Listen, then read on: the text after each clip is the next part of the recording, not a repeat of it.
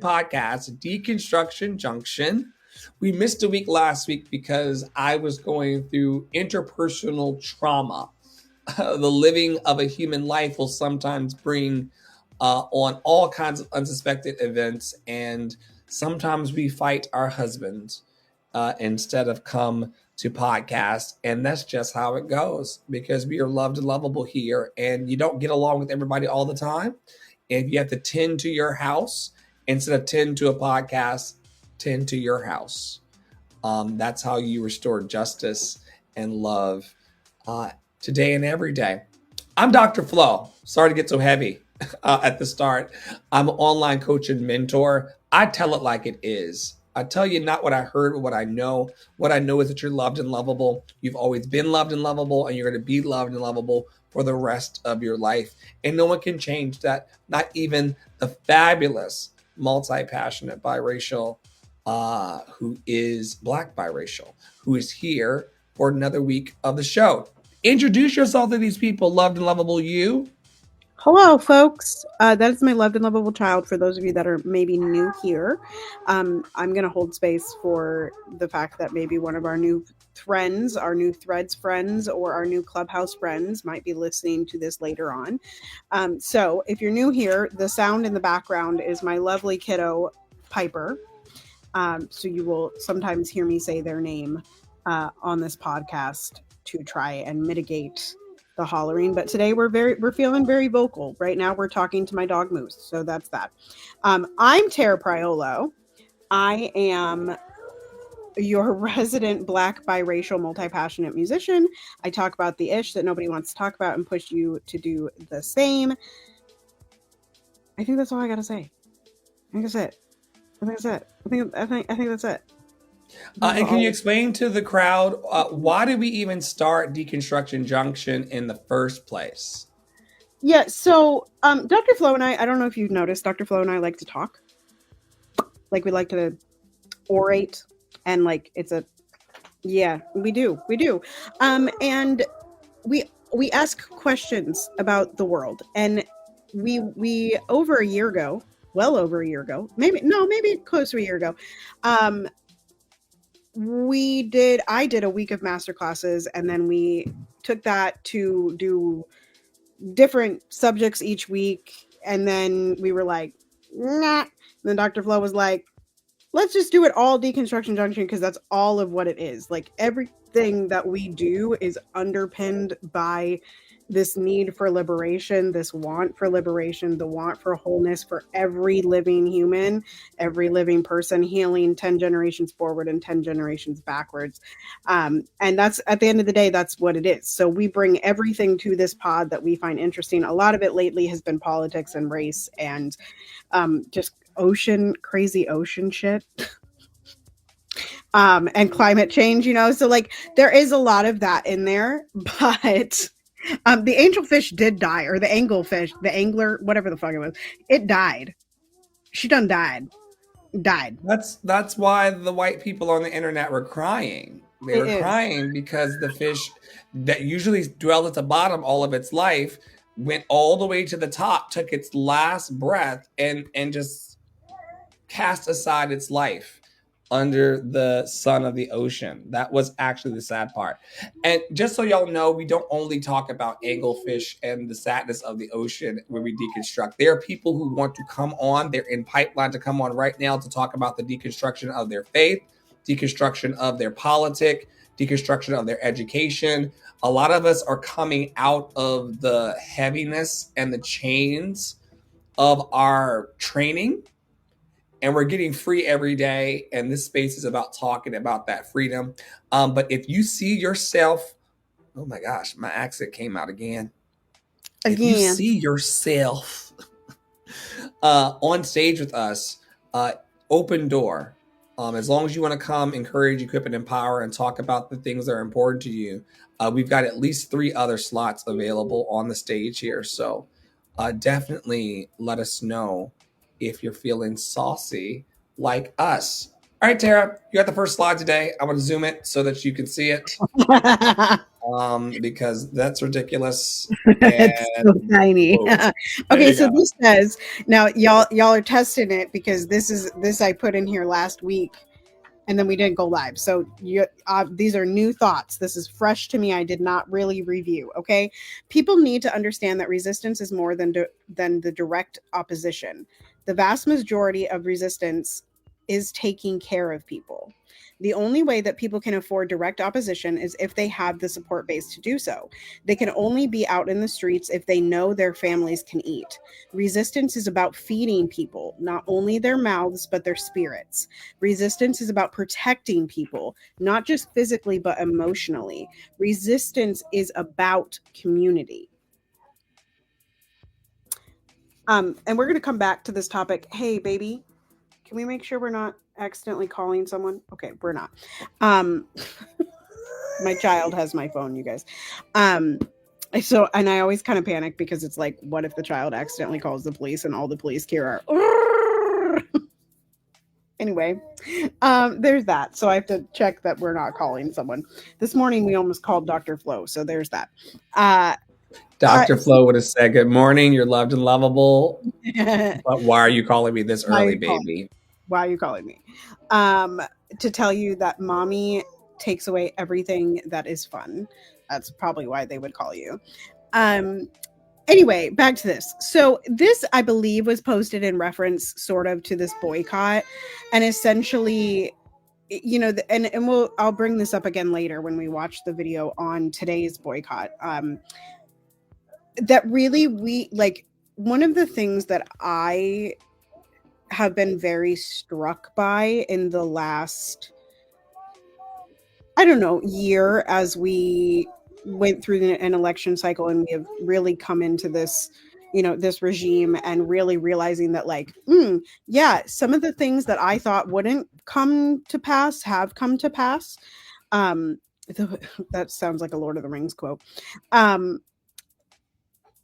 That we just don't have any safety nets. We don't have any preparation for the revolution that many of us believe is necessary. And so there's really not a way to get because people have to go to work because we're in capitalism. Doctor, people, because there's no community healers. And I don't mean there's no community healers, y'all. Hear what I'm saying? There's not enough, right, to go around. There's not community gardens, right, to feed the people. Like that, like we are just so, because of capitalism and because of colonialism and all of these things to keep us where we're at. They're just so many spaces that are devoid of the community necessary for the revolution. And that's kind of what this thread is pointing to. For example, there's a community garden that's at one of the local churches that's down the street from us. I never see children in it learning how to garden. Perhaps that's happening. I would have to investigate, but we need large scale community garden programs to offset the food cost that's happening in this country with all of us. I'm gonna read this one more time so it sinks in deeper with me. Tara brought a post that says, people need to understand that resistance is more than the direct opposition. People need to understand that resistance is more than the direct opposition. The vast majority of resistance is taking care of people. The only way that people can afford direct opposition is if they have the support base to do so. They can only be out in the streets if they know their families can eat. Resistance is about feeding people, not only their mouths, but their spirits. Y'all know Dr. Flo believes in this. A lot of our programming is anchored in making sure that lentils get on the table of the people in our community. 1 in 6 people, 1 in 6 individuals in our community are food unstable tonight. Resistance is about feeding people, not only their mouths, but their spirits. Resistance is about protecting people, not just physically, but emotionally.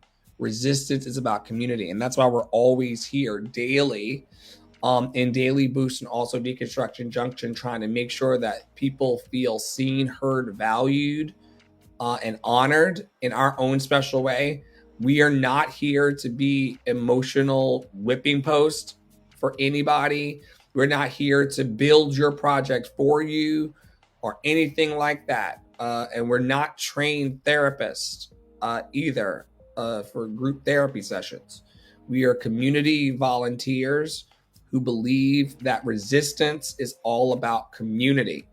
And if you are longing for community, come in, but sit down so that we can encourage, equip, and empower you to then stand up and go into the world and then do whatever you want to do.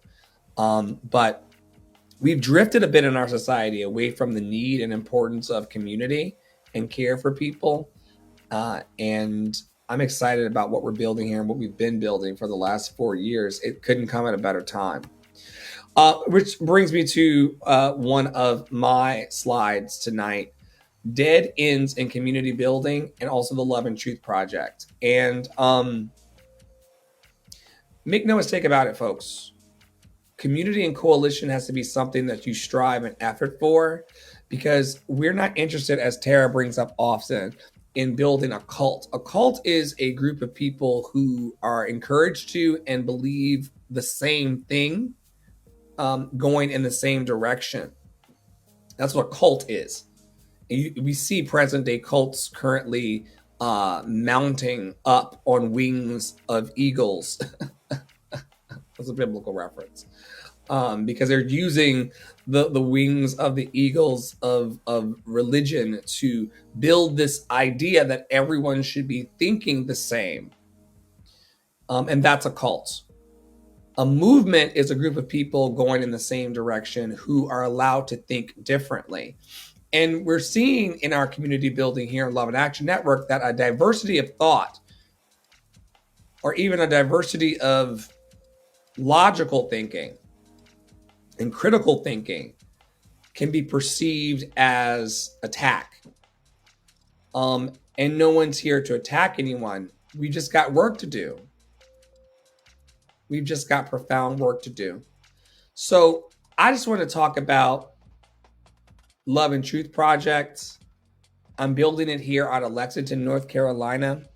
Like I told y'all earlier, 1 in 6 people here are food unstable, and I'm getting the rest of the numbers for the other hardships here. But this is not something that we can look away from. And a lot of us in society right now, not me, y'all think I'm overreacting. Well, if I'm overreacting to the hardship in the community, then you all are underreacting, because there's some really bad things happening to people.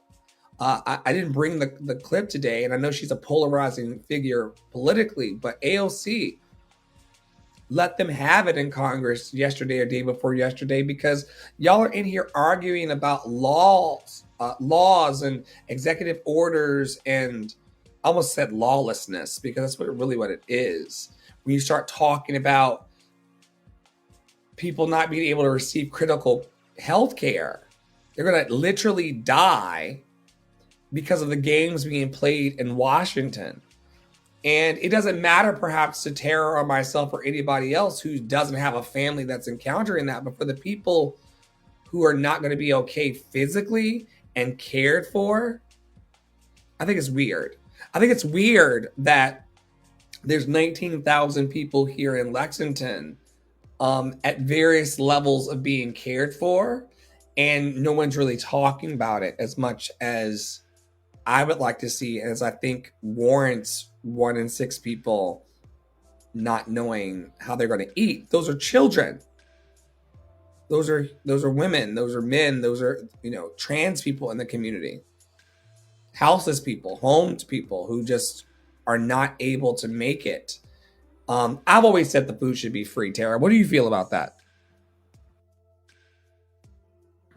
I think that, yeah, I mean, I guess I base a lot of my philosophy, my theory, my building in what Jean Lee said over a year and a half ago when I probably first came across them. Might have been longer ago, but the video lives rent free in my mind, where they said everybody deserves to eat, and the story goes, they were homeless, and they went to a shelter, and they literally ate dinner for many months with a Nazi, and like that was out of necessity, right? Had nowhere to go but this shelter, learned a lot of things, da da da da da. And I think that the reason that things are, that necessities have a cost to them, right? And if you really think about it, it's a cost on both, like the imaginary money that we give value to, and also a cost on our bodies, right, to make that money. That they do this so that we don't rebel, so that we don't revolt, so that so that something toils our fingers, toils our thumbs, that we're toiling in the kitchen. And so I think that it all should be free. I think we should all have access to water. I think we should all have access to food. I think we should have access to human decency, and I think we should all have access to healthcare. And that's just, it's not the way that it is. However, and this is no excuse for the leaders that you have been meeting in Lexington, but the vast majority of the people, especially in the United States, are so overworked and underpaid that they simply do not even have time to go find the statistics, right? Or to even read the statistics. Or during the news, they have 5 kids and they're not watching the news that says we're pulling Medicaid, because that's the latest thing that, I don't know if y'all heard, the House Representatives and their budget cuts Medicaid. Not completely, but it cuts enough of Medicaid that it's going to be a problem when it passes the Senate. A problem, right? But do you believe that it's going to pass the Senate without an issue? With ease. Yeah, I do. So we're anticipating direct harm. Yes. And I think I said it somewhere a couple of days after 47 was elected, that people will die in this. And this is also why we have to keep talking about community building. We have to keep talking about how to not saying that in some cavalier way. We're like, because what they say is like, well, people die all the time. It's inevitable that people die. Dying's part of life. What's the big deal? You're talking about needless death, like we had with them the first fucking time, and targeted death. And I want to talk about this because the vast majority of people, this is a class war, right? The vast majority, obviously, of people on Medicaid are poor people. These are blue collar workers, whether white, black, brown, purple, green, yellow. Okay. That's who they're attacking. Okay. They're coming to make us even poorer in order to keep their status quo. That's what they're coming for. Because if we have to pay for Medicare or medicine out of our pockets, which is a giant capitalist industry, right? What you going to do? You either going to go to the doctor. And we're talking about life-saving drugs, Tara. We're talking about life-saving prescriptions. We did a episode about this about a month or so ago, where the numbers of a lady's prescription in the pharmacy was like $4,000. Yeah, we talked about it with cancer. Yeah, it was a cancer drug, and it's a hard thing because there's so many people that have tuned out of politics, and I understand why. I get that it is, to an extent, it's theater, except this is theater literally playing with people's lives. All of them. Every presidency, every Congress, everyone has been playing with everybody else's lives. So sure, you can say you're tuning out, but when you go to the doctor and your insurance no longer works, because you weren't tuning in and you didn't have time to prep for it and da da da da da. Like, we're in a very dangerous state of not enough people paying attention to what's actually happening, what will actually affect them. There is a real belief that a lot of what federal government doesn't affect us everyday people. But and let me tell you something, baby girl, I guarantee you that when Billy Bob's grandmama, which is the white avatar, and Raekwon's grandmother, which is the black avatar, when Billy Bob's grandmother and Raekwon's grandmother dies needlessly, you're going to see more Luigis. Yes. You're going to get more Luigi. Yeah. They're turning. I don't know if this is intentional. They're playing a very dangerous game, and they're banking on people continuing to ignore it. That's the thing. Like that, and that is this whole thing about this particular regime is that the premise on which they were elected, if they were elected, because there's one of them that was not, child. But the premise I believe that Starlink.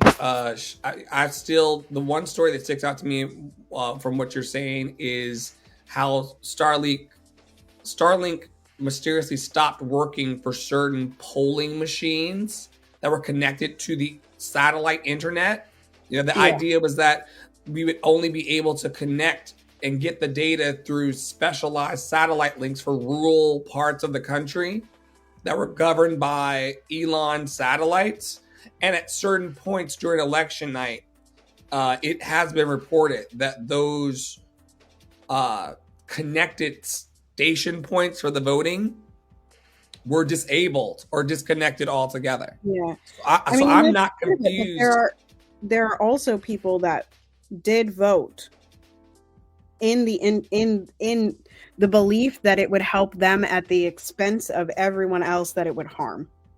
And those are the people that I'm talking about. My apologies. Yes, that is true too. But this administration was elected under the premise that it would be okay because they're helping me and it don't matter about all those other people. Well, all those other folks, listen, I will say it here. We're talking about community building. We're talking specifically about Love and Truth and Lexington. But the bigger microcosm of this is I'm a Lextonian. They came for me. And no one stood up for me. Right? I'm a Winston-Salem resident. They came for me. And no one stood up for me. Right? Then it becomes a person. What's the capital of North Carolina? Is that Charlotte? Okay. I'm in Charlotte. They came for me. And there was nobody left to stand for me. That's where we're at, folks. This morning I woke up to talks about the militarization of the police force and also these militias that are popping up throughout the country. I mean, what do y'all think is going to happen? Yeah. Well, and I do have to say that your boycotts, the fake protests of the Democrats in government, the speeches, all that stuff, it is. I'm so sorry to say, y'all, but it is too little, too late. Y'all got to start organizing with community, and you got to start taking care of each other. That's just where I'm at. No amount of Democrats staying up all night to, it's all performative. No amount of blue bracelets is going to help you. No amount of boycotting. No amount of saving money. None of that is going to be the thing that saves you. The thing that's going to save you is your next door neighbor. The thing that's going to save you is being able to be harbored somewhere who's going to keep you safe. Those are it. And you got to start making those connections today. But that was always necessary, folks. That was always necessary. We were always going to have to fight for community within systems and technologies that want to silo us as individuals with singular devices. What you're squinting at there is a picture of the National Endowment for the Arts. It's just a piece of kind of There we go. NEA. Got It's it. just the side of a building. And the article that's underneath says the National Endowment for the Arts on February 6th announced that it's canceled its Challenge America grant program, which offered $10,000 grants to small arts organizations that targeted underserved groups and communities that may have limited access to the arts relative to the geography, ethnicity, economic status, and or disability. And were able to supply matching funds. The agency additionally revealed that it will alter its 2026 grant guidelines and said that it's prioritizing, God help me, prioritizing projects that celebrate the upcoming 250th anniversary of the signing of the Declaration of Independence, yada, yada, yada, yada. So essentially, they're gutting money for art to be made. Like, why? What do they have, Tara, against art Listen, y'all. people who would be deemed as undeserving or underclass? I really want y'all to go look up the 10 stages of genocide. I just want y'all to go to look it up, because one of the things about genocide that it's not only that they kill the body, right? They kill innumerable bodies, right? Like, if we really want to talk about it, Stalin, one of the most prolific genociders ever, right? Joseph Stalin in Russia, he killed 20 million people. Okay, 20 million. I gotta say it one more time. 20 million. Y'all remember when we were talking about the grains of rice? 20 million. 20 million people he killed. But what also happens during fascist and genocidal regimes is a purposeful degradation and deletion of culture, right? And so this, and also I want you all to just like make the tie between who is in the arts, right? There are a lot of white people in the arts, don't get me wrong, but there's also a lot of gay people. There's a lot of trans people. There's a lot of Black people. Another poignant question would be, who benefits from the expression of arts in a society? Who benefits the most? Who has the most to release? Who has the most to find joy? It's the working class people that need to have some level of joy. The arts and joy. We kill the joy. They got to go back to the plantation. I don't like it.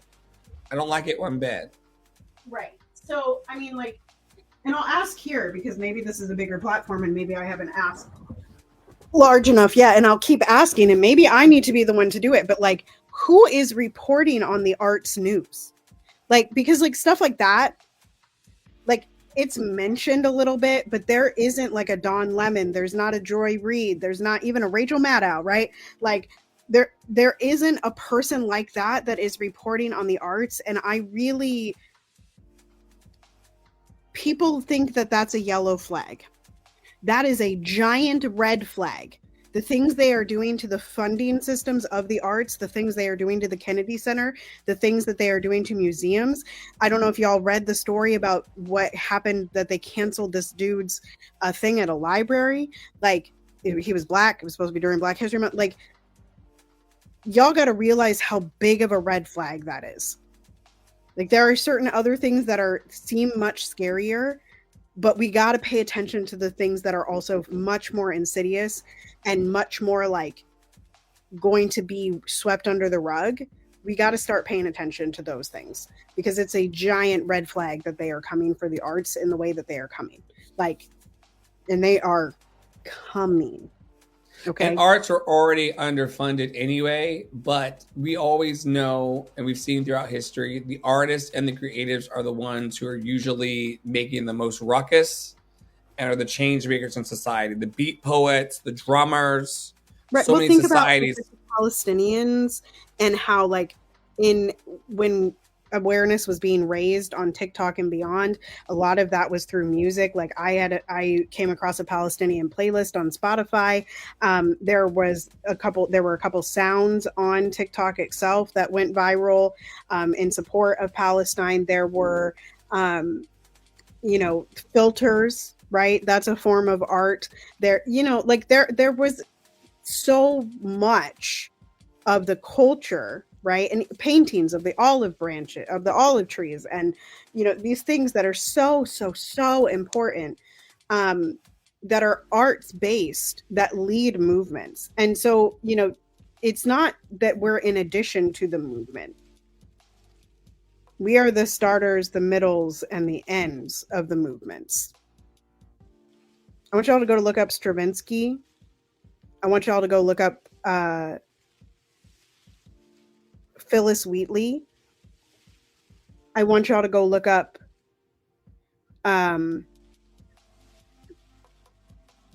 go read on African American Art Song Alliance. I want y'all to read Langston Hughes' poetry. I want y'all to explore. I cannot remember the name of this book, but it's and I cannot remember the name of the author either, but it's Japanese. It's one of the oldest books in the world. I want y'all to go explore that. I want y'all to learn about how much diversity is in music, in classical music even itself, right? If you look at Indian classical music, if you look at Chinese classical music, it like y'all need to see how this leads. Even go look up Bach. Look up how radical Bach was to the church. Right? Like I really need y'all to understand how much the arts lead and how much the arts finish. Okay? Look at all the artists that have been exiled from their countries because of the work. The storytelling is dangerous. The storytelling is dangerous, man. It's a very interesting craft, and I love it so. I also looked up the 10 stages of genocide. They are classification, symbolization, discrimination, dehumanization, which we're seeing happen to trans people, organization, polarization, we're seeing that happen, preparation, persecution, we're seeing that happen, extermination, where we're going, and then the 10th thing is the thing that the ruling class people do the most, denial, which is more than a river in Egypt. Denial, you know, it's like, it's ridiculous. Anyway, Tara, we gotta crash through before we crash out. This is just a reminder, speaking of artists, careers aren't linear. Let's normalize career gaps, sabbaticals, time away to be entrepreneurs, learning breaks, and returning to a 9 to 5 because we choose to. And I brought this for a couple reasons. Number one, to just let you know that whatever stage of your career you're in, it's okay to be in that stage. But number two, that last line, like going back to a 9 to 5 because we choose to, not because we're forced to, is really like, that's something that's really near and dear to my heart. I think a lot of artists end up going back to 9 to 5s under duress, and then they are literally unhappy for the rest of their lives, because they can't find time for their art, and it really just breaks my heart. But if you can find a 9 to 5 or a part-time job or whatever that works alongside, you know, a thrive career or a muggle job or whatever you want to call it, but like, make it a choice. And I think that too is radical. And I think not enough of us think about our choices being our very ability to make a decision is radical, and not being forced or coerced into that decision is radical. So that's why agency. Mm-hmm. Mm-hmm. Agency, privilege that a lot of us take for granted. Right. And not these false choices that where we have to make a choice because it's like the less of two evils, like an actual choice. I like this, Tara, because a lot of us in these economical times are having to do the 2 + 2 + 2 + 2 + 2 to equal 8 situation. I'm not an entrepreneur that gets all of my funding from one egg basket. A lot of us as activists and artists don't want to get our eggs from one basket because some of y'all try to steal and or destroy our baskets. One of the things that keeps me notoriously free in Lexington, North Carolina to ask the questions and to raise voice is that I'm not financially connected to this community in any way beyond sourcing students and clients to help support here. But no one can call my boss anywhere and say, have you heard about Flow? That's because artists are taking back our independence and activists are taking back our independence from establishments. And we're now in a place of agency as it relates to our careers and where we want to go. And so, yes, those career gaps, those sabbaticals, those times you take away to be an entrepreneur, all of these things are part of our freedom story. And a lot of us are writing our freedom stories for the first time in our lives. I've never had this much freedom before. And I'm sure that generations before us were stepping into new freedoms. Talking about women's eligibility to vote, Black people's eligibility to vote. All these spaces we've stepped into have come about through the work and through the hands and through the efforts of people who wanted to be free in their own way, free in their time, if you will. And so what does freedom in our times look like for you? It is not having some boss make me feel bad about being late to work anymore. I spent decades of my life being berated for doing great work. But if you could just work on being here like 3 minutes earlier, that'd be great. Well, why? Like, why? And so many people being bullied or held to ridiculous standards on their jobs. I'm not doing that anymore. The boss is me, and I've never made me feel bad about not putting time in Chronos or whatever other thing these systems have that make people feel bad about themselves. Yes.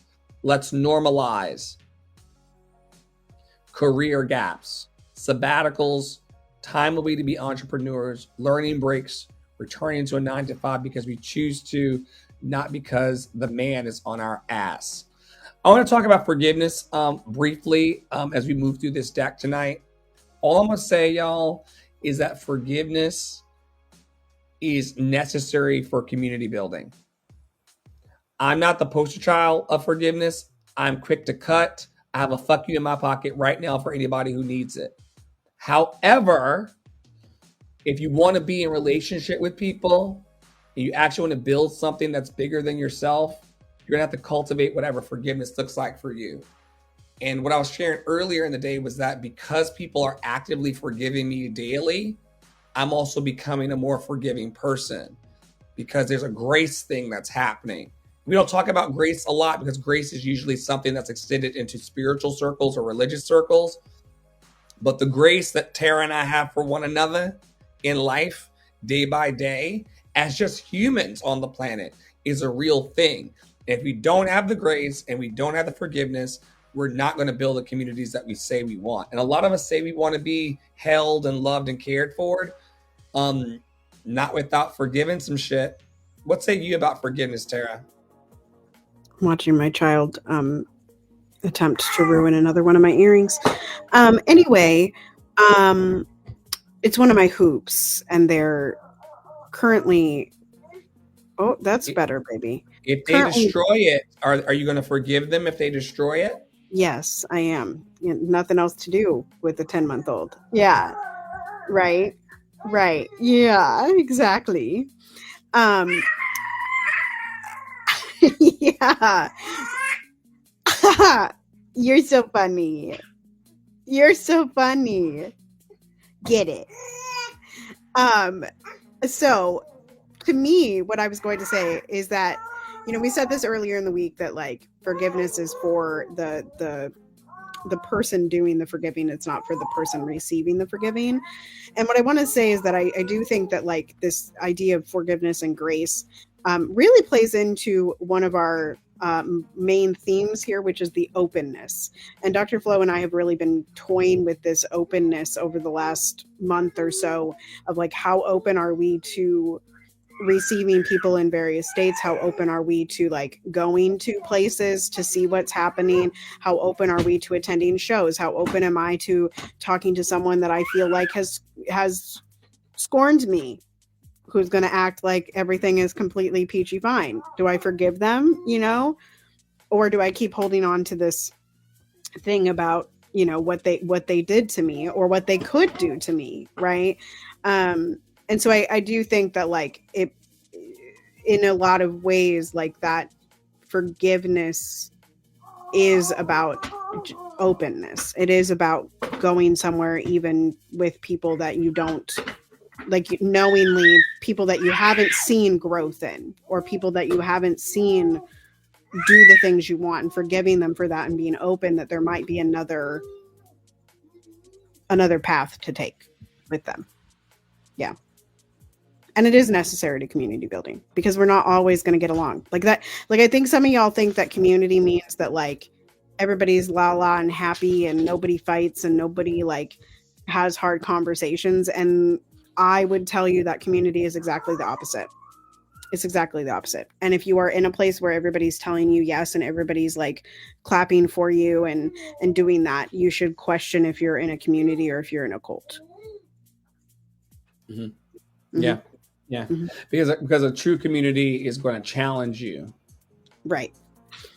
Right. I've not seen a single authentic community that I've been in where I was not challenged. And it could be as simple as something we employ here, ouch and oops, where, like, yo, Tara, you said something to me. The most recent one that's ridiculous, y'all, is her tagging me in a thread, a social media post about narcissists. And people who know me well know that I don't like being called a narcissist, because I'm trying to, like, help people. And narcissists, my therapist, multiple therapists have confirmed, narcissists don't give a fuck about you. And I actually give a fuck about people. So anyway, she threw this across the thing, and I hit me in an offended place. And we went through a version of an ouch, ooch. I guess we're having hooch today, child. It feels hooch sometimes. Oh my God, I haven't even had my weekend wine yet. But yeah, we have ouch, oops here. Tara is allowed to say ouch to the things I do around her and as it relates to her, or someone that maybe harmed around me, or perception of harm. She can say ouch, and then I go, oops, beloved, I'm not trying to not have you in my life. I will not do that. I will commit to not doing these things. But we have a formal forgiveness process and reconciliation process here, because we are those types of leaders. So if there's anybody on the outside of our in crowd, if it feels that way, just let us know how to come back into right relationship. And it's a two-way street. But I'm realizing a lot of my songs now that I sing on stage about forgiveness have a different sweetness and quality to them, Tara, because nothing's going to teach you forgiveness more than being in a romantic partnership with someone. There's a lot of push and pull and ebb and flow. And then Tara and I also talk about it in our work relationship. Like, that is my work wife. And everything that would happen with the only thing that Tara and I don't experience is fucking each other. But all of the other emotional ups and downs of what a person can go through on the heart level, we experience those things because we choose to go mile deep, inch wide, as opposed to inch deep, mile wide in our relationship. And I'm grateful for it. I'm grateful for people in my life who walk in forgiveness. I'm not moving to do things that's fucked up, that's going to make them need to forgive me repetitively. There were times in Tara and I's early relationship where she was like, she warned me though, before she left. She said, Dr. Flo, if you continue to make me a punching bag, not a coaching context, but if you continue to make me a punching bag emotionally for you, I will not be in your life. Tara, without oversharing and cross sharing, she has a, as we all do, to make it broader, we all have people in our past or things in our past that have made us feel beaten upon. You don't want to be around people that make you feel like you're a piñata. And we have clear lines in the sand now in our relationship, because people will test you. Everybody knows that you treat the people closest to you the worst. Is that not a thing? And so Tara and I got so close We talked about it on TikTok today, where there was a moment where Tara became we moved from what her husband would call an internet friend to being like a confidant and a true champion for me. Oh no, y'all. No weekend wine yet. And we're already crying into the Pinot, okay? But there was a point where you crossed over from being a person outside of my heart to inside. Once people come into your heart, you're going to have we're not prescriptive here anymore. We don't tell people what to do as much as we did. We're teachers, so there's a way to do things. You're going to need to do Fami Ray Do. You're going to need to Fami Ray Do. But you can't. But you can't invite people into your heart and keep them there without knowing how to employ forgiveness. I cried about forgiveness. All right, Tara, on you. Yeah, I think just play it. We like Last Poet here.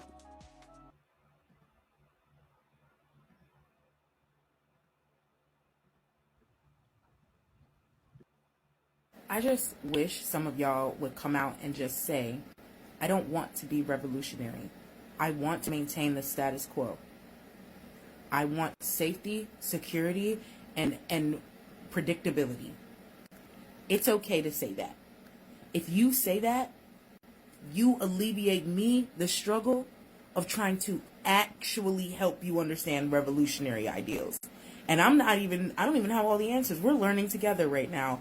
But I just want some of y'all to just say that, admit it, live with it, and be okay with that. It's okay. Like, it's okay. I'm gonna play it one more time as we do here for the people in the back. This is true though. Like, and even y'all who are Yahtzees, I don't know if I can say that word in public, Nazis, even you Nazi bitches, like in all of history, there are people who stood 10 toes down on bullshit. I need y'all to step to the front because I got somebody and a group of people I want y'all to meet. If you are going to do the salute, we talked about this with fucking Elon stupid ass a while ago. If you do want to Nazi salute, I need you to go 10 toes down on your Nazi salute. If you want to MAGA with me, do it well so I know exactly where to place you and who to call. I'm gonna play it one more time for y'all. One more time for the people in the back. I just wish some of y'all would come out and just say, I don't want to be revolutionary. I want to maintain the status quo. I want safety, security, and predictability. It's okay to say that. If you say that, you alleviate me the struggle of trying to actually help you understand revolutionary ideals. And I don't even have all the answers. We're learning together right now. But I just want some of y'all to just say that, admit it, live with it, and be okay with that. It's okay. Like, it's okay. Yeah, I really resonate with the last half of that. Like, because I think some people, okay, I think many people that are talking revolution right now, that are liberal, leftists, oh my God, this is really bad fascism, people are going to die, like that type of person, okay? I think you want revolution and abolition. And I think most of you start down that pipeline and you get offended about 2 steps down by a Black person or by an Indigenous person or by a radical or by a trans person. And it's okay to change your mind at that point. It's okay to say, you know what? I can't radically accept all of you and I don't know how to do this and I'm uncomfortable and I'm checking out.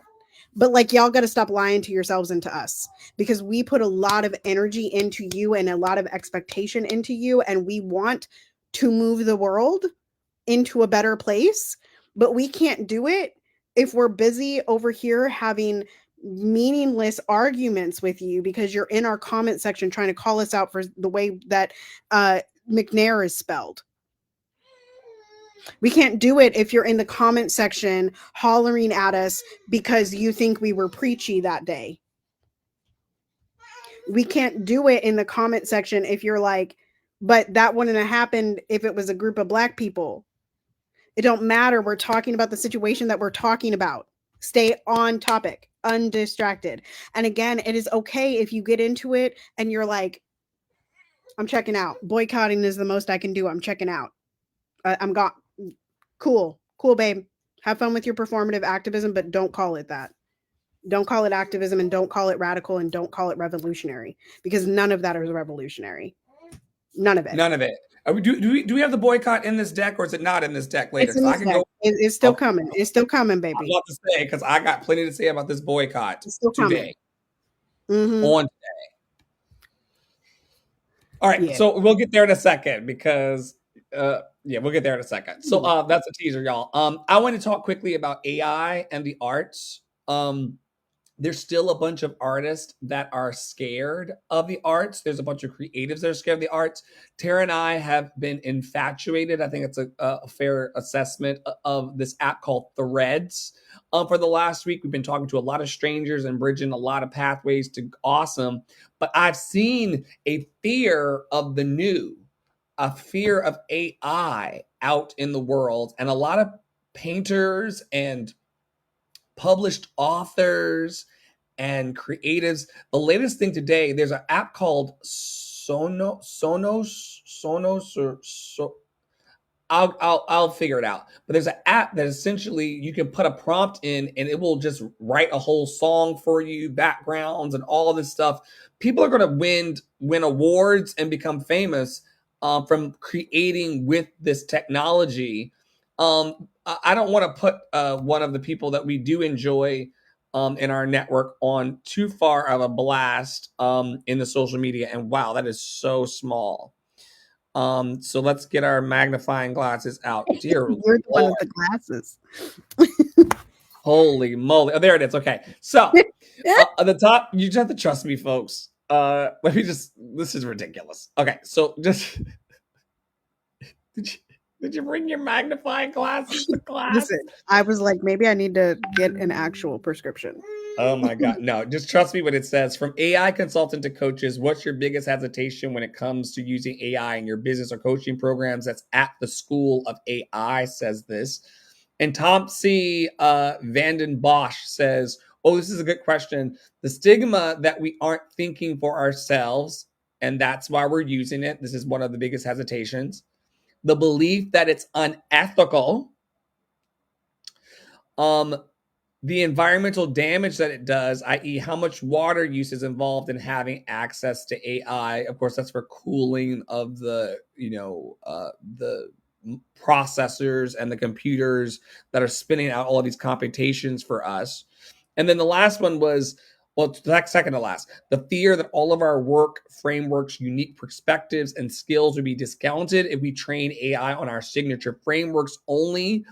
Not only allowing it to source info from the web or others' IP. That one was interesting to me because Topsy, we'll get to this in a second, is a person who deeply and profoundly and should believe in their work, their frameworks, and unique perspectives. But we're going to talk about how that balances in our spaces sometimes. And then the last one was so much shame associated with using it, to be honest. There's a shame associated with using AI and assistive technologies. What say you, Tara, about your, personally, I've been a champion for AI for a long time because I'm an early adopter and a technophile. Tara initially was kind of like this is a person who didn't want her voice recorded on Clubhouse at one point because Ursula was going to come and take her whole master's degree away. That's how it was. That's how it landed on me. I don't know if it still lands. Because remember those days when you were like, "No, Dr. Yeah, Flaw, I did not no like the replays, but it was more because there was nothing it was a control thing, right? And I still think that about social media and AI, and your website to an extent, everything, you have no control over who's going to take it. And so I mean, I think I think Portia said this somewhere. I think it was Portia. It was talking about AI and talking about or maybe it wasn't Portia. Somebody said something to the point of like, there's so much fear around AI that like isn't real. Like that we're not like that people are fearful of something that AI could become in the future, as opposed to like actually having the conversation with about like the AI that is currently here, like that we're currently able to access and use. And I think that's a really good point because like a lot of people are afraid of the iRobot. You know, they're afraid of the Matrix. They're afraid of those things, but like we're not there. Like we're not we're in a place where AI is utilizing copyrighted and non-copyrighted information to glean an answer, right? And I think also there's a conversation going on about the failure of Google search. There's a whole Abiola and somebody else I saw were talking about this like massive break of like how wrong Google is because Google is just surfacing websites. And like a lot of times when we're telling people like go verify on Google, Google is actually verifying the wrong information. And that is also And contributing. Google's going to rank, Google is going to also rank the highest paid person. So if you can Right. pay for your truth to be higher ranked, then you just Right. paid for the truth that day. So like I struggle with this because I hear the climate change thing and I hear the like amount of water, but I'm also like, that feels very similar to telling millennials that the problem is that we're spending $5 on a cup of coffee. Like that's not actually the problem. The problem is you all don't pay us a living fucking wage. So like I'm gonna need us to stop having that conversation. I'm going to need us to stop blaming people for not recycling when the reality is that the corporations are the one dumping the trash. Like we have got to stop like blaming the individuals using AI for the amount of water that AI uses. Like that is a weird correlation and it's a false equivalency. That's weird. That's a weird thing to do. And it's a weird thing to be afraid of because these companies are going to use that water regardless of if we're using AI. Now, I am not a cape for AI. I'm not a stan of AI. I'm very conscientious of people losing their jobs to AI. I'm very conscientious about like how we went through the industrial revolution and people had jobs in the factories no matter how bad, and then all of a sudden everything was it became machines and a bunch of people lost their jobs, and that is why we have the lower class, the middle class, and the upper class, right? Because the upper class are the people that could afford the machines. And so like I struggle with that aspect of AI, and I hear, I see what Topsy did there, and I understand that people have these fears. And I've said this when we've talked about AI before, like I want protections for the artists and actually for the artists, because y'all that are out there saying like, oh, but it sources off of copyrighted information and da da da da da da da da. Who is copyright protecting? I'll ask it again. Who is copyright protecting? Who is it protecting? Because it's certainly not the dead composers. It's certainly not Moses Hogan. It's certainly not William Grant Still. It's certainly not Florence Price. You cannot convince me that it's protecting those people. That's weird. That's a weird thing that we have copyrighted information of dead people. Dead. They dead. They in the ground. They're not coming back because this is not AI. Right? This is not iRobot. I still get pissed every day, and I love Louise Hay. I love Louise Hay. I love her work. I love everything that she's about. I get pissed every day that I see like social media from her account. But Yeah. it's not because I don't want her information further perpetuated in the society and her skills and frameworks and her work put out there. It's that I'm alive trying to Right. make a living in the same exact business, and they're very rich. This is why corporations are people, right? Because they can then in death operate as you. Right. There's just Right. so many. I think about It's like just, he wasn't a I, fan of it, Prince, but like the Whitney Houston estate comes to mind. Like they make so much money off of her yeah. in like um hologram shows and stuff. But then Right. there's a black woman singer that can't pay her bills tonight because the hologram is on the stage. Well, and I think that that's, again, like, I think that's a little bit weird to blame that on AI. And I'm not saying that Black woman needs to pick herself up by the bootstraps. What I am saying is that, like, you're not poor and a starving artist because AI came about. You're poor and a starving artist because the arts are underfunded by the people in power. I think there's like this weird boogeyman thing about AI. And that's not the reason I don't use AI. I'm not afraid of AI. I don't use AI because for me, it's a lot quicker to just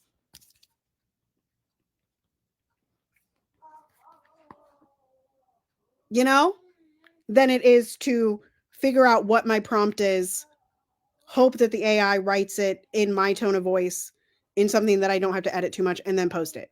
Right now, if AI starts to get better at graphics, that may be something I start to use, because sometimes it does take me a while to come up with the concept of the graphic that I want to produce or that I want to see. Like, I don't always visualize it in that way.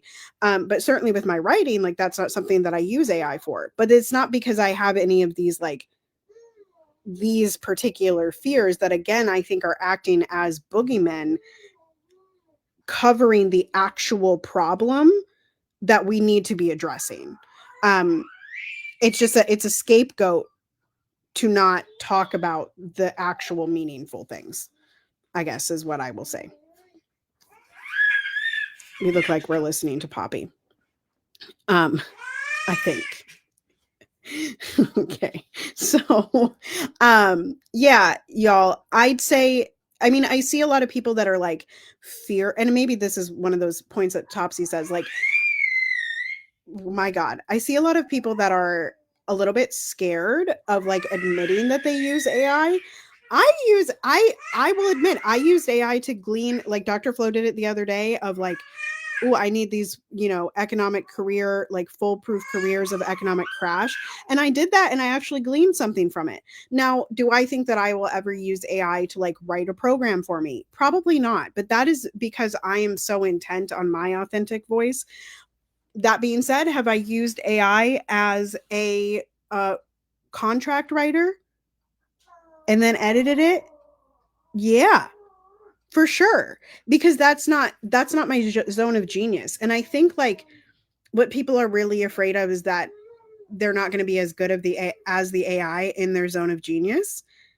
But like, then just make sure you are as authentic as you can be and producing as much art as you can, or whatever your gift is, and sell the shit out of it. Make people choose you. Make people come to you rather than the AI, you know?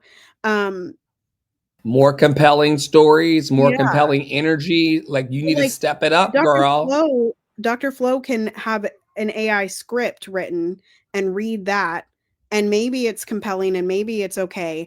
And he's been resharing one that the AI definitely wrote. Like, I've seen this, right? Not the AI flow, but you're reading a script that the AI wrote.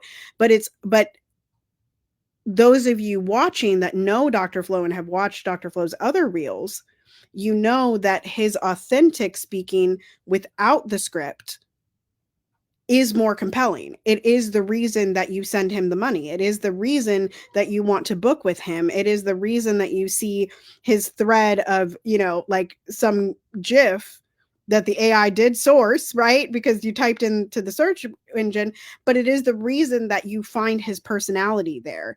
And I think you all can tell the difference. I really believe that we can tell the difference between AI and not AI. And it's not because AI is not good. It's just that it's a compelling thing. It's a human to human thing.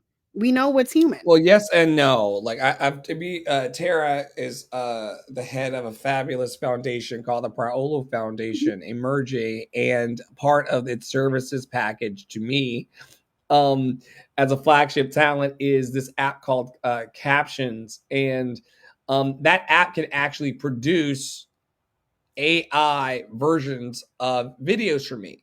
But my beard moves weird because it hasn't quite caught up yet to how to well, this level of the technology has not. I've seen some crazy stuff out in the world that would tell me that it's coming, but we can't be afraid of stuff that we don't understand, folks. Like, just because you don't understand a human or understand a concept, or that doesn't mean that it's against you. You just simply don't understand. And I think that people should really, I don't should on people. I would invite everyone to adopt what the Buddha would call a beginner's mind. Are you able to learn today from life for the first time? Important.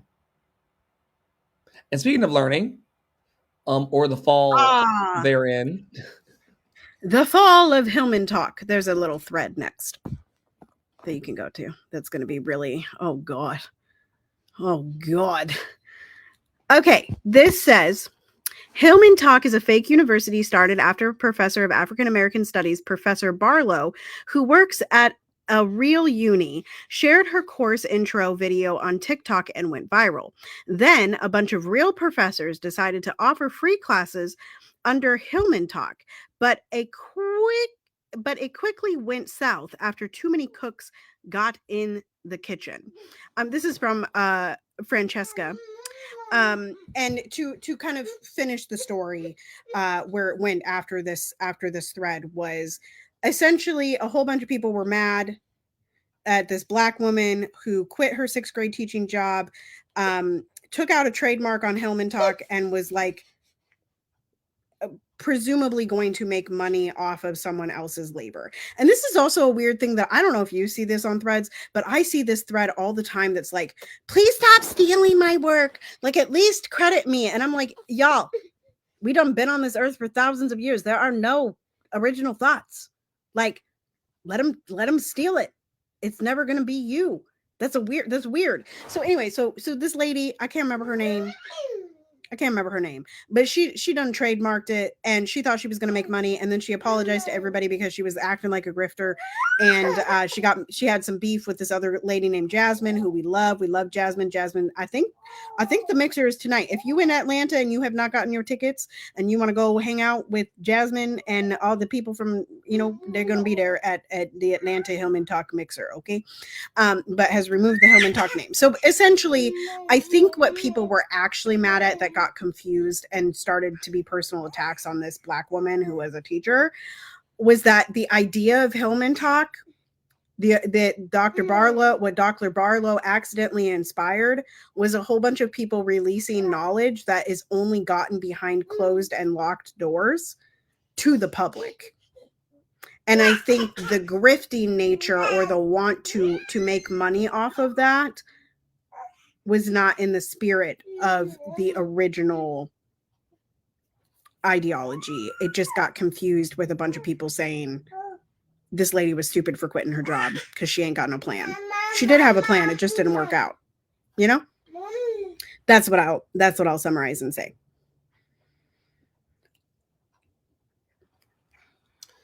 Yes. I'm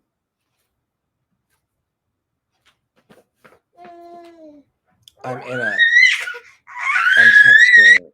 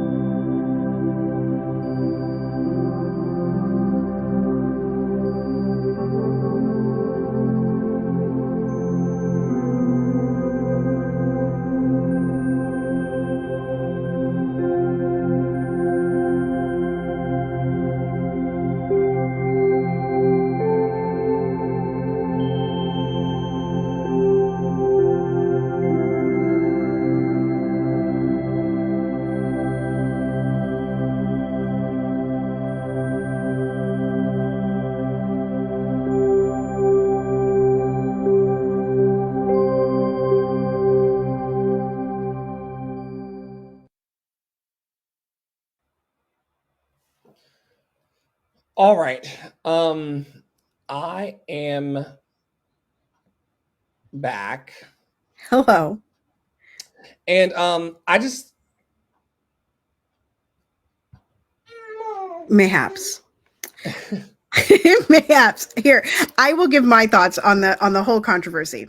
And not really the controversy. What was coming up for me actually in the little break was like, I love the idea of home and talk. Like I love the idea of releasing tons of information that is not normally run across, right? And I loved that it was Black. My God, on today. I loved that it was Black voices. I loved that it was Black faces. I loved that it was all these like high caliber, professors at real universities willing to let that go for free. I loved all of that. Now, I also wonder, like, how do we balance that in today's world? Like, when I think about like where I'm kind of going, like, about wanting to teach like a Black vocal literature community education class, but wanting to also be paid for that because we're in capitalism. It's like, okay, do we have different tiers? How do we organize that? And how could Hillman Talk have both supported this Black woman who decided that she wanted to make a living from Hillman Talk and also still have the free flowing information? Do you have any thoughts on that? I don't know what you want, baby. I don't know what you want. You're being a pill. We talked about this earlier. And apologies to everybody listening to the live podcast. It's just sometimes when husband duties call, and you're on stage, you're just on stage loving on people. So I wish that all of the education were free. They know that education is empowerment. They know that education is enrichment. And so they try to always put the knowledge behind a shelf so that everyday people will believe that it's inaccessible. It's not inaccessible, the education. It's just that they're putting it behind trademark cost and other kinds of institutional bullshit. I think that everybody who wants to launch a school and wants to empower people should do so. Poppy Water and I, for the last couple of years, have been toying with the idea of launching our own homeschool academy. Maybe that's where Piper will go. Who knows, right? Where people can get a quality education and it's open access types of knowledge. So what I didn't like about this the most, and we talked about this privately, was the ways in which people tried to speak poorly of this lady because she took a risk for something she believed in. Her methodology, and I trust that while I was in Poppyland, that you explained that last part of the story to our audience. There's nothing wrong with risking it all for your dream. You just have to be confident in that. Tara is a person who walked away from, a sense of traditional stability to be out in the entrepreneurial world. Same thing for me. A lot of you were around. I was live streaming then. One day I was working for a circus, and then the next day I enrolled in the circus of life. And I've not looked back since, and I have no intent to go back to the plantations that y'all commiserate on. And so this woman who I do not know, y'all, who is the fall woman, I'm gonna go back to the last slide and say the fall woman of Hillman Talk University, because ultimately her methodology was all kinds of screwy, but she looked like a person to me, and we've seen that. Love you, beloved sister. We've seen that haggard and tired looking math teacher at the school who's sometimes taking it out on the kids because they went to school to be a world changer, and they ended up babysitting your crumb snatchers who are very disrespectful to people in authority. So as one snatches the crumbs to Tara's stage right, you know? And so I don't want to make her the fall woman for Hillman Talk completely, because we all have equal access to providing educational opportunities for people.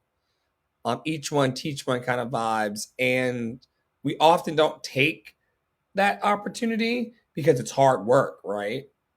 That's another missing thing. It's not like any personal enterprise that you're working towards is going to take time, talent, and treasure. And as a person who stepped out on this ledge, you know, it will freak you out to have lots of time, lots of talent, but not a lot of treasure.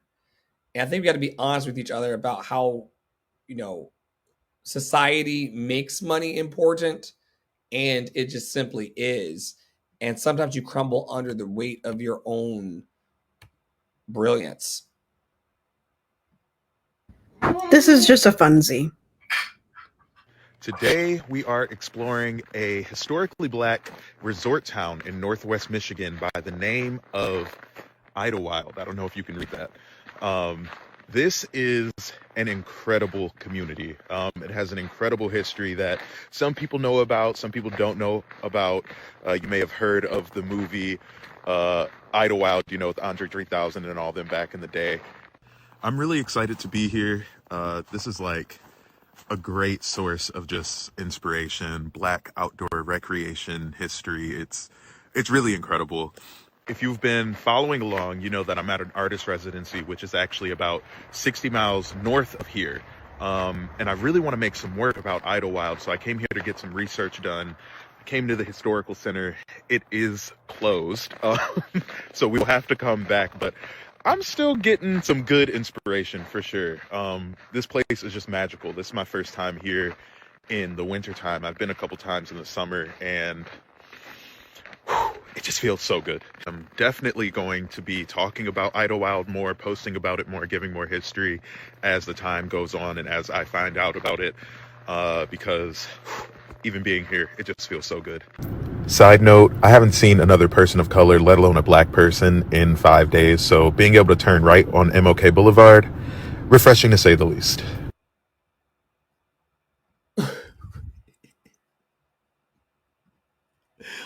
Wait. The end took me, but also like I was like, what? I was like with them. I was like, Idlewild, yeah, I'm gonna learn about it with you. Da da da da. It looks beautiful. It looks so fun. It looks great. You're connecting with your ancestors. Like I was in it, and then he goes, I haven't seen a black person in 5 days. Ain't no ancestors in sight, child. Ain't no What the hell? Where is this again? I instantly lost interest. Michigan. I instantly lost interest when he said there's not a black person in sight. I said idle, nope. Not Idlewild, idle, nope. That's why it's idle. It's idle. What I thought was coolest about it was like the artist residency thing, and I was like, oh, that's cool. He's talking, you know, da da da da da. So anyway, I liked a lot about it. I like the idea of going to places and creating art based around the people. You know that we've been trying to do that here. And it can be challenging, but I love his enthusiasm about his projects. I really do. All right, here's another one from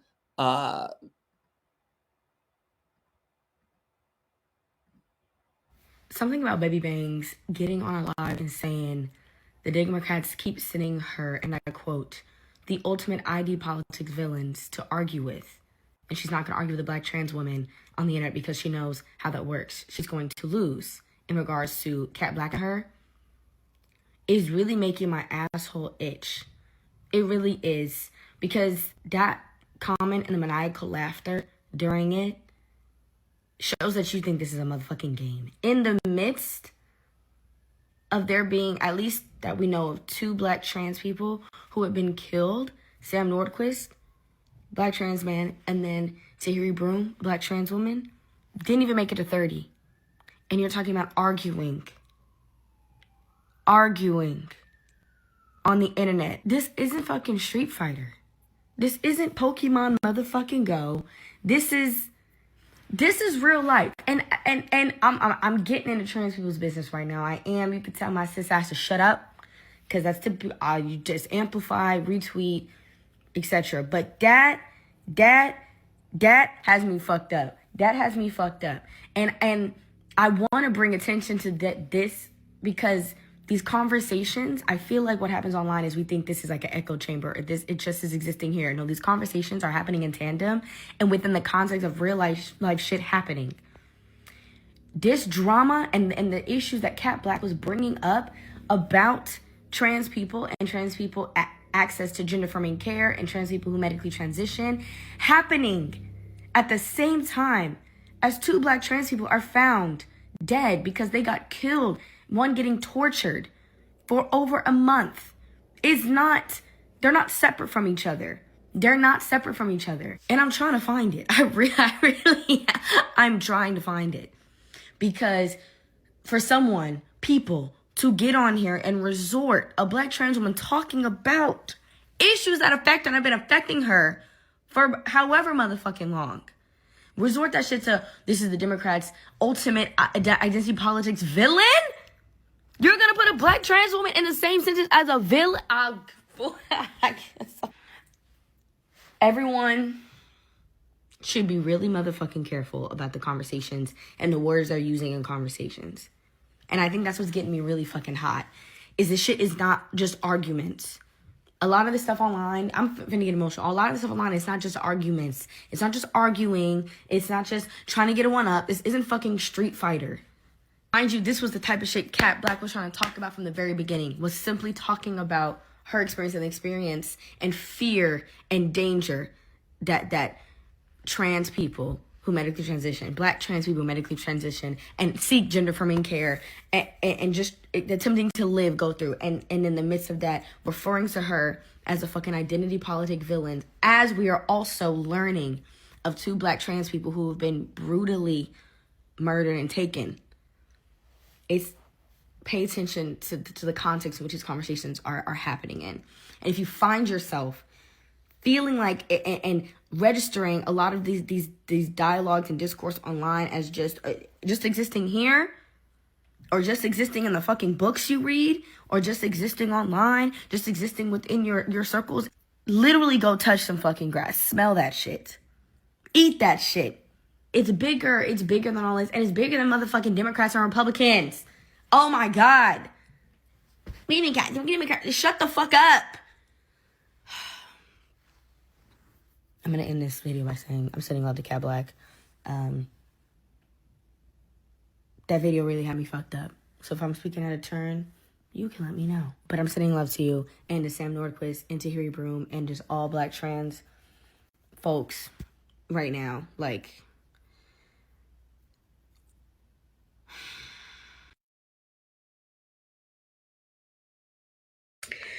so I brought this, and maybe it's not on your feed, but on my feed, it is filled with Madeline Pendleton, Kat Black, and a bunch of other creators dogpiling on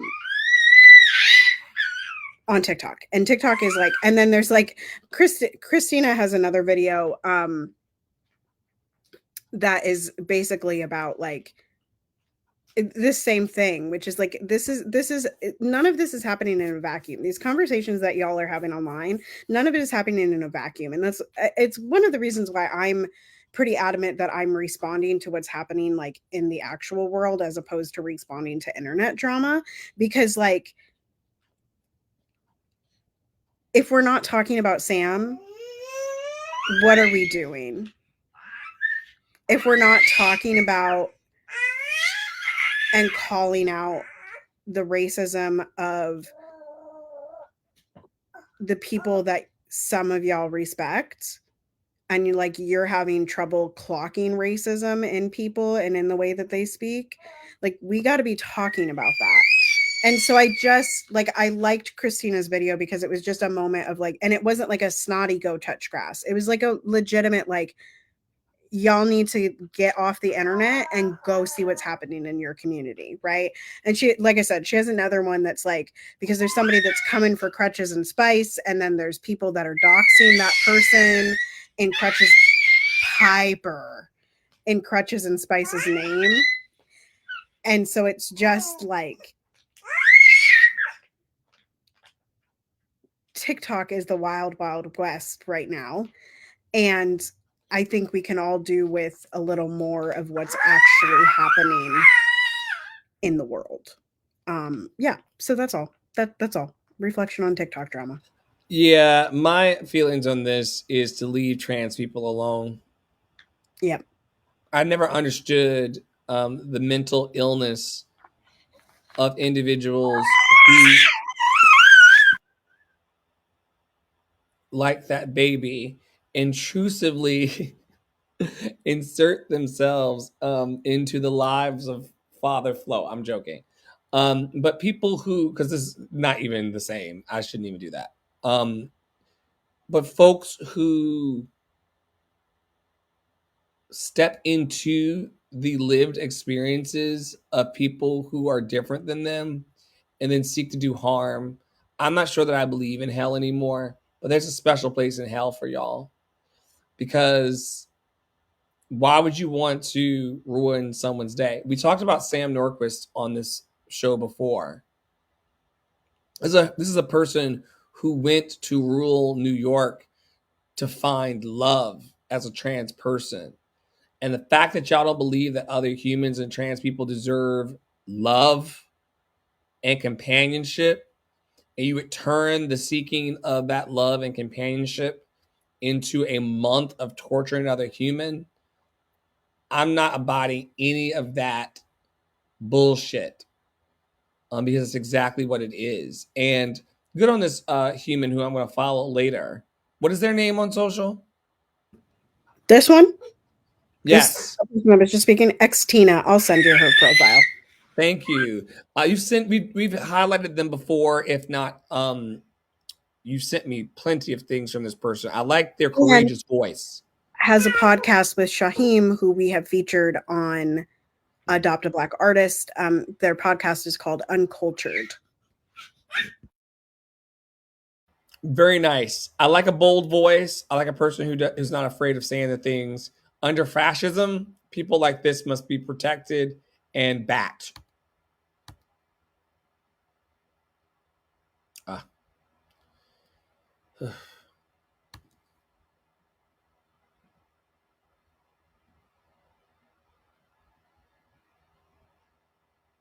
In this country, telling people it is okay to work 3 jobs, not see your kids, not see your loved ones, not take a vacation, and God forbid you get sick, okay? And I still got a job at home because I'm a mother. Because let's not forget, I don't get a day off. And I got to figure all that out. How are we going to eat? How are we going to pay rent? How are we going to pay the utility bills? That every single thing went up after COVID. Not one thing stayed the same except salaries. The only thing that stayed the same in this country is the minimum wage. Even though everything else went up. There is no scarcity. It is how do we pit people against each other so they're too distracted to see everything that I'm too addicted to consuming and how much profit I'm making, and more profit, how many more houses one individual can have, how many yachts can one individual have, regardless of whether I am a female, male, whatever. I am a human being first. With what conscience are you criminalizing poverty? And it's not going to stop just in the United States. The poor of the world, not just this country, are fed up. And let's not leave out rural communities. I live in Haines City, Polk County, Florida, okay? But do you think that the poor in rural communities have transportation? They don't. There's absolutely not even a sidewalk to walk on, because I am giving the message of stay poor, stay hidden, and die silently, okay? If I get a job, how do I get to that job?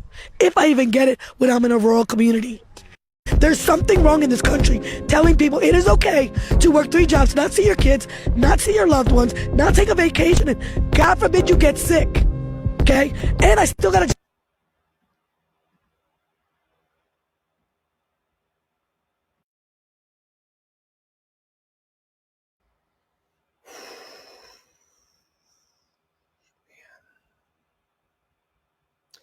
There is something happening in the world, I'm letting y'all know, when the poor people rise up, it's going to be a problem. If y'all keep starving people and shutting people out of the opportunity to do better, see, the ruling class has an issue, and she pointed to this so poignantly and powerfully. I love the grit of that woman and the power of her throat chakra being open, because the ruling class wants us all to go and do our black jobs or to do our poor people jobs. But they're stupid in that they don't want to provide the bridges to actually people being happy in their chosen profession.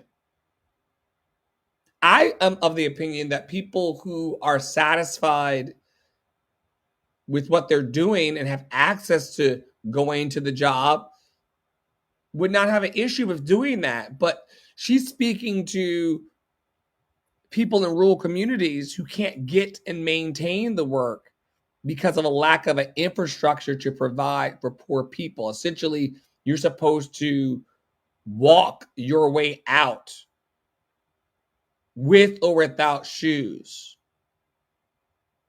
out of poverty. And that's not real.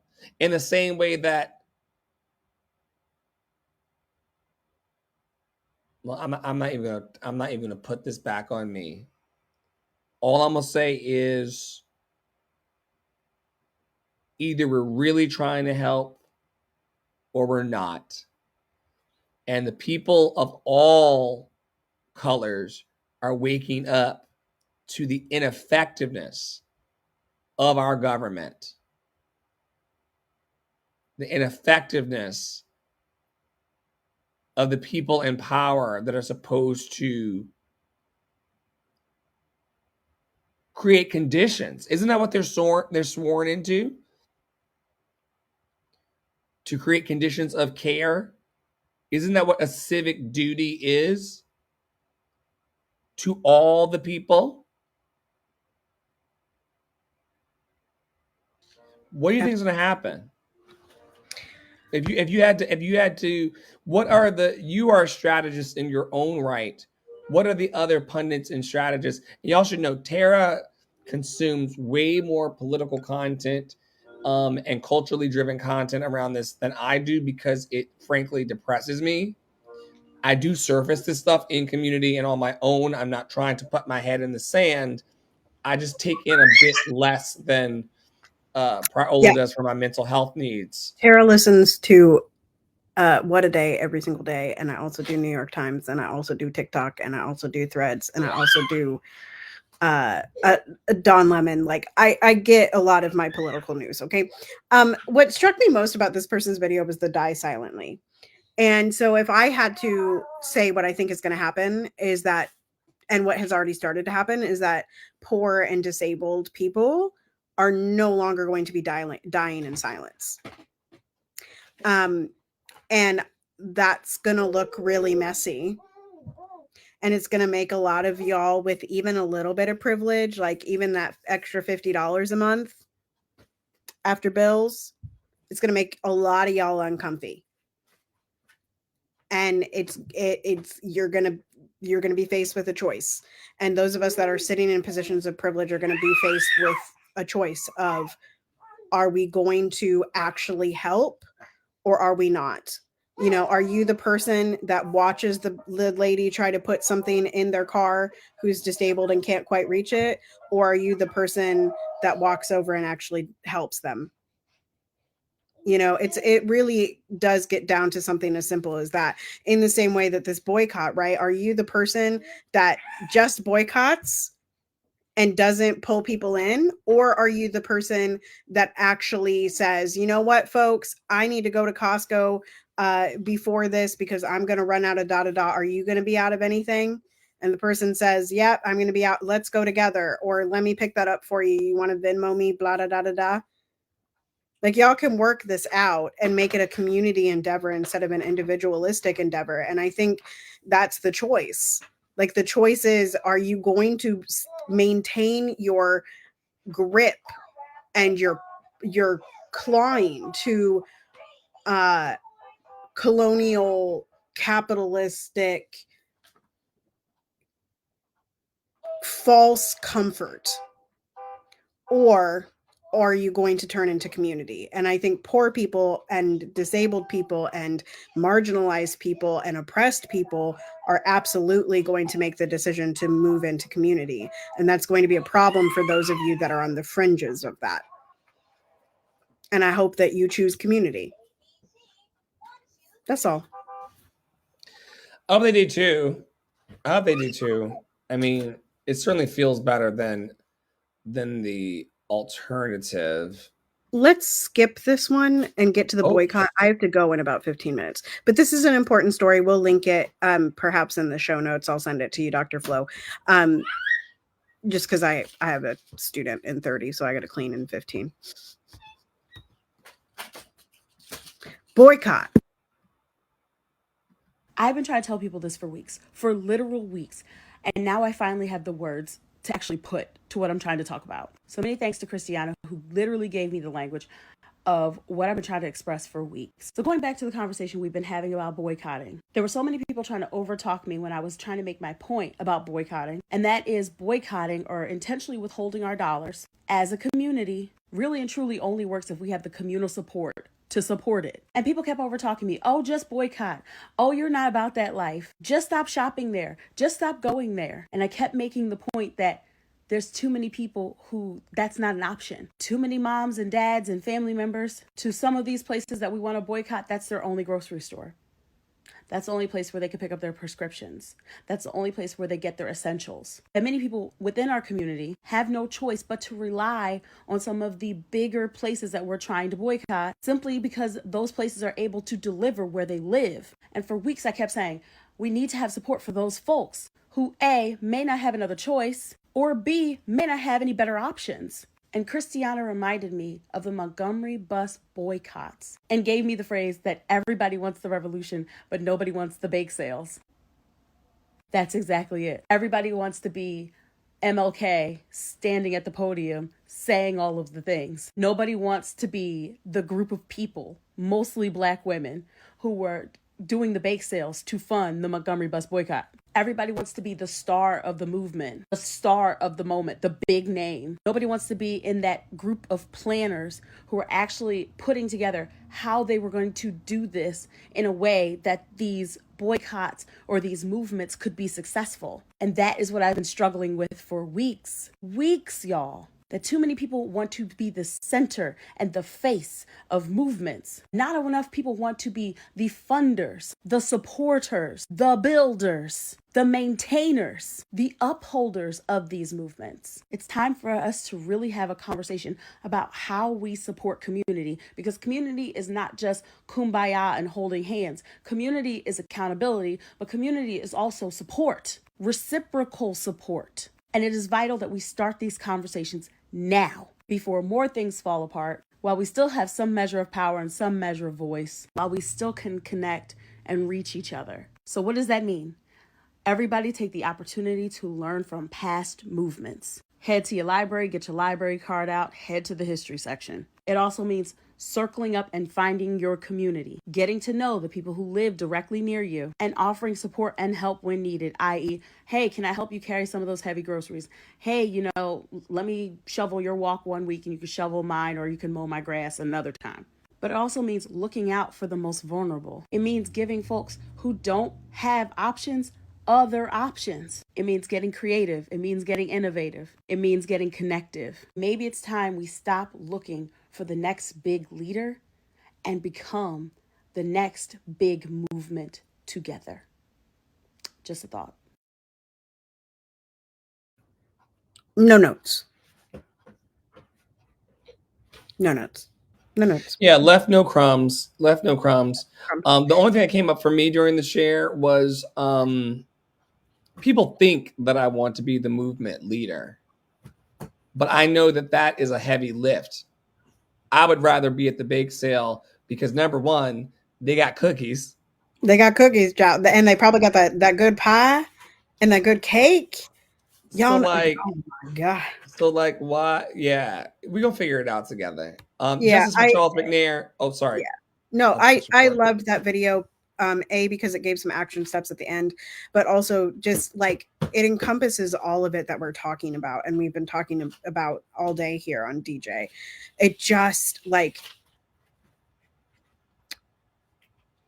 we don't need everybody to be Joy Reid and Don Lemon and those people, and we certainly don't need any more Rachel Maddows, and we certainly don't need any more Kamalas, and we certainly don't need any more Joe Bidens.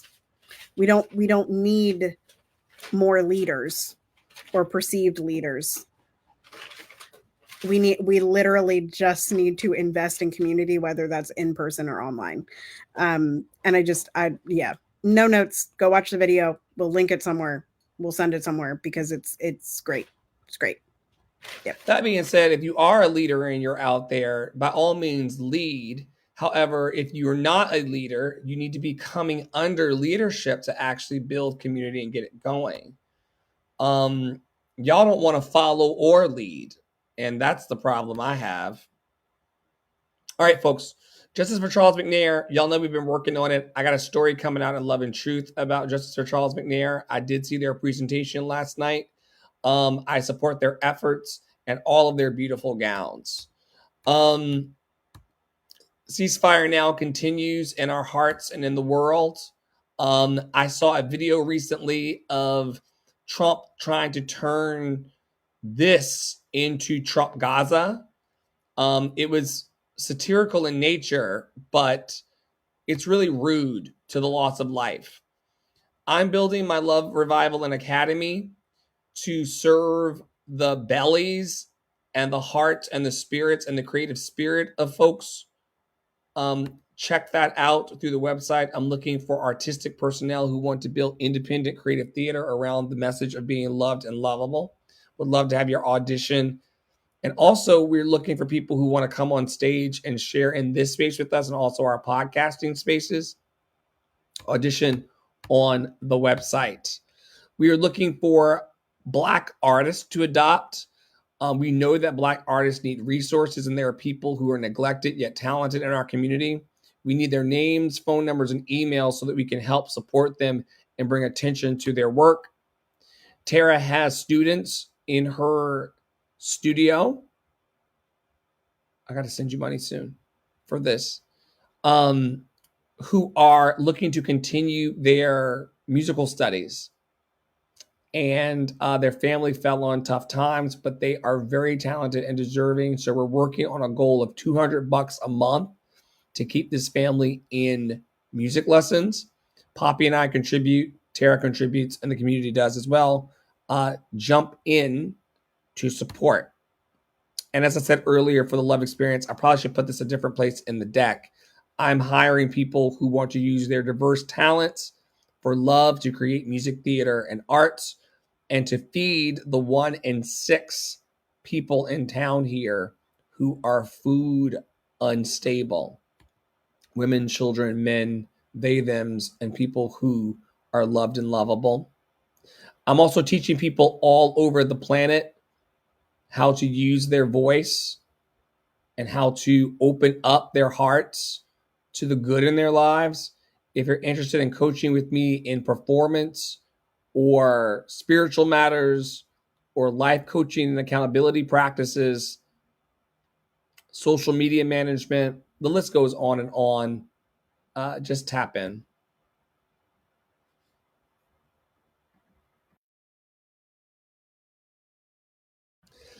We are so grateful to be able to be present to the community and to love you all in the ways that we do.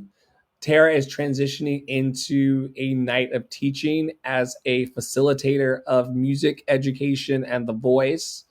I'm about to transition into making dinner with my TikTok super fans. Angie came back, so we're making dinner over there while Poppy is running some errands. And I want to thank y'all so much for just being with us in this community. You have so many options of where you can source your joy and source your outrage and source your concerns, but so many, well over 600 people are watching the work that we're doing of putting love in action. And thousands, if not millions more, are watching our live stream content and are listening to our podcast. Don't think just because you're the only one sitting here listening to us that you're the only person that we're making an impact on. Our impact in the world is what we make of it. Our impact is the love, peace, and joy that we share. And we are committed to deconstructing the tough subjects. We are committed to dismantling systems of oppression. And we're always interested in encouraging you to stay in your power, to stay in your joy, and to stay loved and lovable. So on behalf of Tara Parolo Studio, that's the full handle, Poppy Water 33, and myself, Andre, and The Flow, we invite you to come into community. There's so many people that are trying to push folks out and tell people that they don't belong. You belong to love. And because you belong to love, you belong to us.